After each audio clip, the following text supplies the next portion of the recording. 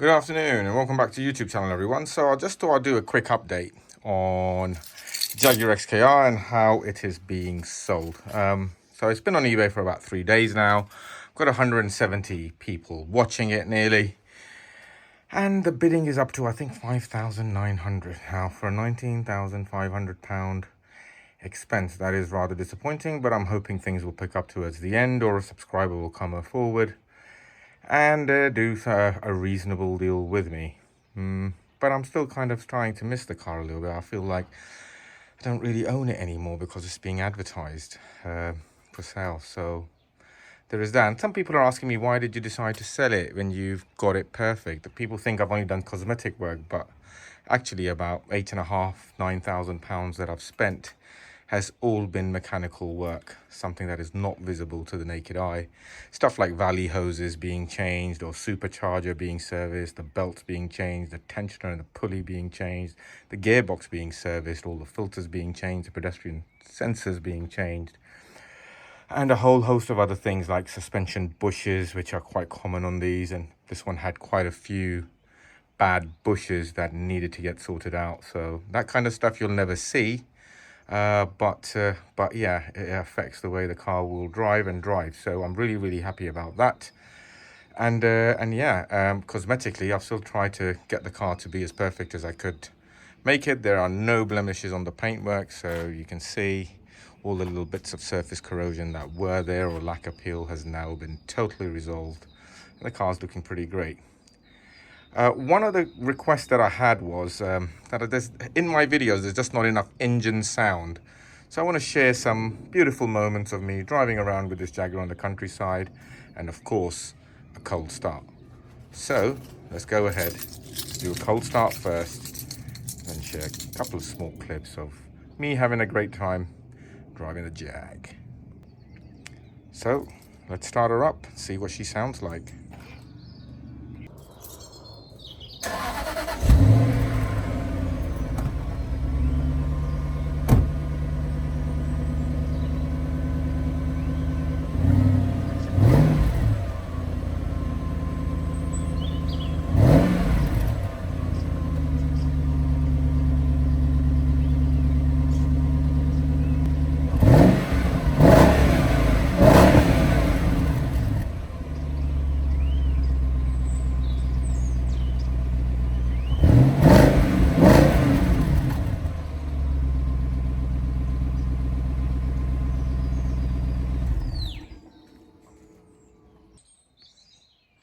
That never gets old. Even better when it's actually in gear and driving along. And then, yeah, just, when I talk about the way the car is so well balanced, the way it shifts weight from, not just from left to right, but also from rear to front and front to rear. And, I'll try and corner it in one of the hills that I've got near where I live, so you can just see what I mean, how flat the car is able to stay. And I've just enjoyed this. So have a check this little video clip out of me driving the Jag.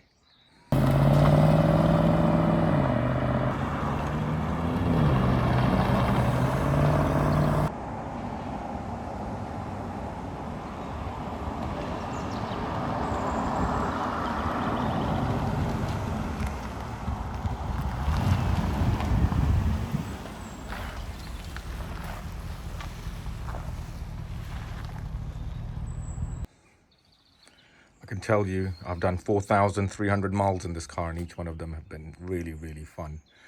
Great place to have the car as well, out in the countryside. It just feels like it belongs here and it's at home. So yeah, I've really thoroughly enjoyed it. The auction ends on Sunday, so I guess we'll find out what the total loss was.